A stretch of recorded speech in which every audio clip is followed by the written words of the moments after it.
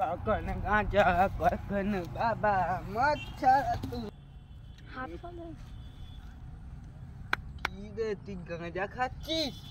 আরে দোস্ত গাঁজা খাচ্ছি, তুই খাবি নাকি? গাঁজা খাসনি শুইকে দড়ি হয়ে যাবে। না রে দোস্ত, তুই তুই কি খাচ্ছিস?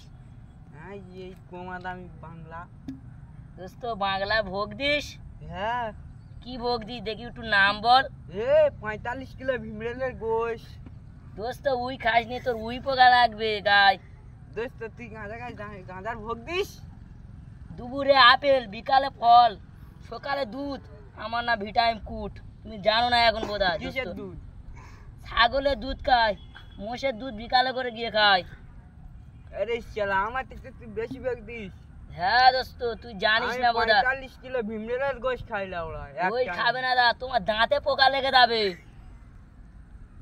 চল খেয়ে আসি আবার। মদ পথ খাবো না, তুই যা গাঁজা খাস তো আয়। কেন বানা বানা?